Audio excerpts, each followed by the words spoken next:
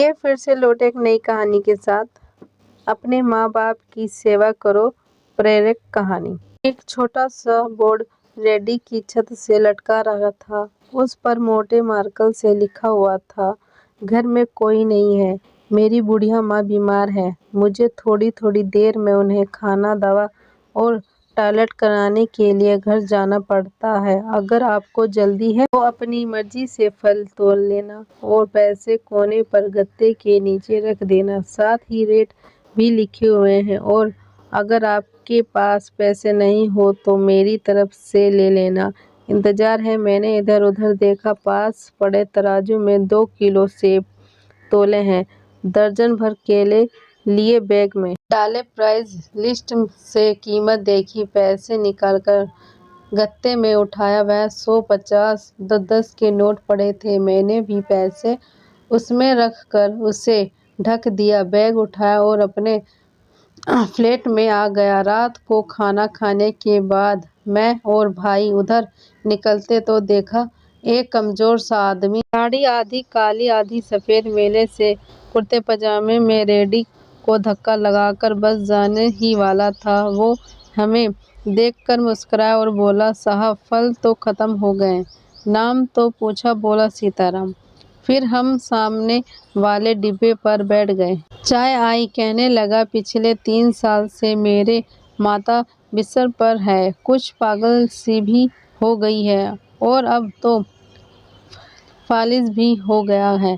मेरे कोई संतान नहीं है, बीवी मर गई है, सिर्फ मैं हूँ और मेरी माँ है। माँ की देखभाल करने वाला कोई नहीं है, इसलिए मुझे हर वक्त माँ का ख्याल रखना पड़ता है। एक दिन मैंने माँ का पाँव दबाते हुए बड़ी नरमी से कहा, माँ तेरी सेवा करने को तो बड़ा जी चाहता है, पर जेब खाली है तो मुझे कमरे से बाहर निकलने नहीं देती।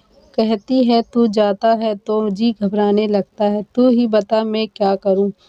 अब क्या गले से खाना उतरेगा? ना मेरे पास कोई जमा पूंजी है। ये सुनकर माँ ने हांफते कांपते उठने की कोशिश की। मैंने तकिए की टेक लगवाई। उन्होंने झुर्रे वाला चेहरा उठाया, अपने कमजोर हाथों पर ऊपर उठाया, मन ही मन राम जी स्तुति की। फिर बोली, तू रेडी वहीं छोड़कर आया कर, हमारी किस्मत हमें इसी कमरे में बैठकर मिलेगी। मैंने कहा, माँ क्या बात करती हो, वहाँ छोड़कर आऊँ तो कोई चुरा उचका कर सब कुछ ले जाएगा। आजकल कौन लिहाज करता है और बिना मालिक के कौन खरीदने आएगा। कहने लगी, तू राम का नाम लेने के बाद रेडी को फलों से भरकर छोड़कर आज बस ज्यादा बक बक नहीं कर, शाम को खा रेडी ले आया कर।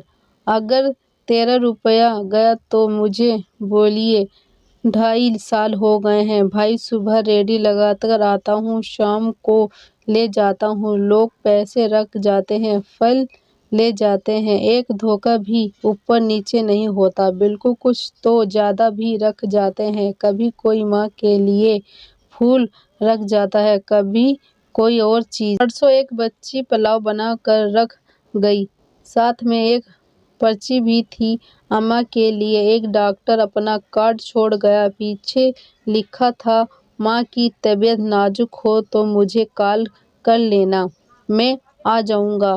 कोई खजूर रख जाता है, रोजाना कुछ ना कुछ मेरे हक के साथ मौजूद होता है। ना माँ हिलने देती है, ना मेरे राम कुछ कमी रहने देता है। माँ कहती है, तेरा फल मेरा राम अपने फरिश्तों से बिका देता है। आखिर मैं इतना ही करूं कि अपने माँ बाप का सेवा करूं, और दुखों दुनिया की कामयाबी कैसे हमारे कदम चूमती है। आप लोगों को ये कहानी अच्छी लगी हो तो लाइक करना, ज़्यादा शेयर करना और सब्सक्राइब करना और कमेंट करके ज़रूर बताना। धन्यवाद।